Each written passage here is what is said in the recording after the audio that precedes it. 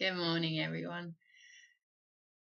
So, I want to talk today about patterns, about these repetitive things that keep coming back to us in our lives, that keep giving us the same message. And it can be a different person, it can be a different place, it can be a different experience, but it brings back a feeling that we recognize, a feeling that we know, and a feeling that we begin to want to move beyond, something we want to break, a pattern that is no longer serving us. So these patterns are things that used to keep us safe. Maybe that was in childhood, growing up. These things were there for a reason. They existed because we were powerless, because we were dependent on others, on adults, on other people. We didn't have freedom to say and do and express freely and fully. But now we do. Now we do. We have that ability as adults to take charge of our own life, to get that boat, to get at the helm of that boat and take it wherever we want to go. But these patterns do not want that to happen. They want us to stay where we are. They want us to stay safe. And one of the ones that I have in my life, and this will probably resonate with a lot of you, because those of us on a healing path, on a spiritual path, often struggle physically. We struggle with our bodies, we struggle with our energy, we struggle because we're so sensitive to other people's feelings, other people's moods. And one thing for me that's kept coming back, especially since I've become a mother, is anemia. So my body literally doesn't hold on to iron.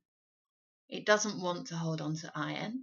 And as soon as my levels start to drop, which they do predictably, I become too tired to cope, too tired to continue living the life I want to live. I have no energy. And it literally feels like the life force gets sucked out of me, but it brings me home. So when I'm in that exhausted place, I completely surrender. I have to. My body literally forces me to surrender. And so the message in that, if I dare to find it, is that is there all the time, that I can surrender and receive and do nothing. And so can you. You can surrender and receive and do nothing too. We all can. It's our birthright. And yet this conditioning, this patterning in us keeps coming back.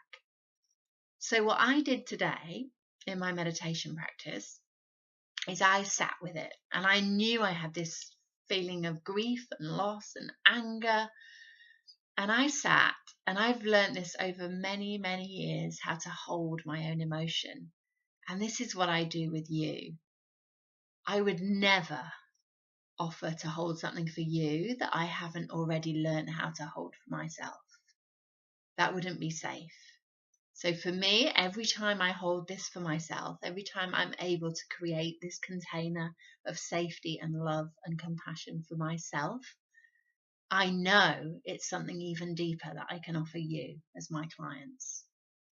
And this morning, when I sat with that and I held that, I was able to go back to a really felt memory of a past life experience in which I allowed love in.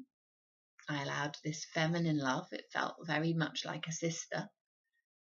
I allowed that in, and that person stabbed me in the back, and I bled to death.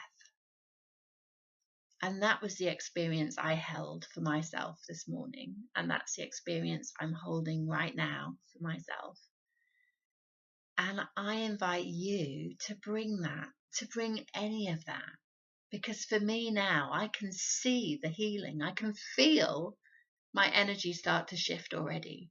That somehow that part of my soul that had been lost, that had been cut off in that past life experience is back.